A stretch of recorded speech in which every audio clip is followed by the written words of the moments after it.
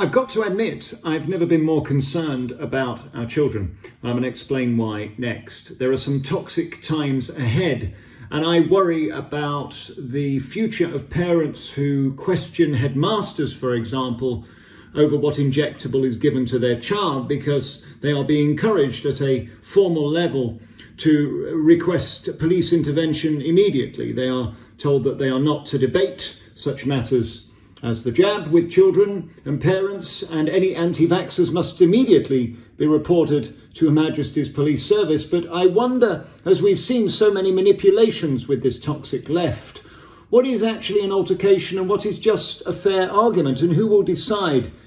This is quite unnerving from my position as a bastion of free speech. I worry that people will claim that people are being aggressive when in fact all they're doing is trying to protect their children. Howdy much, this is the Voice of Reason for a Friday, and this is a really fascinating story, what is going on in schools and then what's going on online. We see endless reports, don't we, about the toxic nature of Instagram and the social media platforms. We see the mental people going on Twitter and the vulnerable and those who want attention going to things like Instagram. It's now been confirmed by Facebook that they're aware that Instagram is not good for a child's health. So if your child or grandchild is on Instagram, get them off.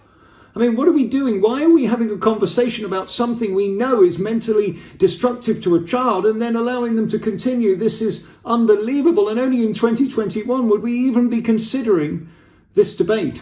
But I worry more about children long term, because what I'm seeing now is a couple of articles coming out this week. The directive of the government is that any anti-vaxxers or those that challenge the narrative of the jab must be reported to the police. The head teachers and teachers are not to get involved in any argy-bargies. Well, who will decide what or when that crosses a line?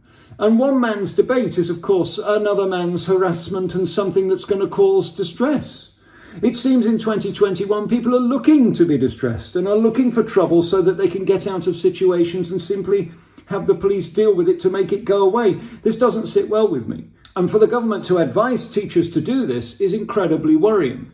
And then there's another side to this, that apparently then we see an extension of what we've been told, that we know children are now allowed to outwit their parents, whether it comes to their willingness to take an injectable or indeed their own body. They can define themselves under a different name from 4 years old in Scotland, according to new rules that Jeanette McCrankey's bringing in to give power to babies. What is this nonsense? And how has this become a thing? When we look at the other side of this coin, then we see that head teachers are embroiled on another side, that they're saying if they do give injectables to children, they could be sued themselves, and they're being advised to keep out of it on the other side. There are now lawyers waiting like praying mantises to jump in and sue, and so they should. It is not for a teacher, a school, or indeed a government, surely, to be making decisions on behalf of parents. Decisions that are so crucial, whether it be the name of the child going from Andy to Sandy, from Bombay to Morecambe Bay, or indeed from Arthur to Martha, or whether it be whether they have something that their parents don't want them to have for whatever reason. And we've talked about all the medical stuff, that there are still questions over heart condition. There is still proof that 2 in a million people are likely to die from it, whereas we know that this is something that they're very unlikely to get seriously ill with in the first place. So the balance of probabilities is why the JCVI, otherwise known as the JCB people, decided that this wasn't a good idea. Boris, of course, overruled that.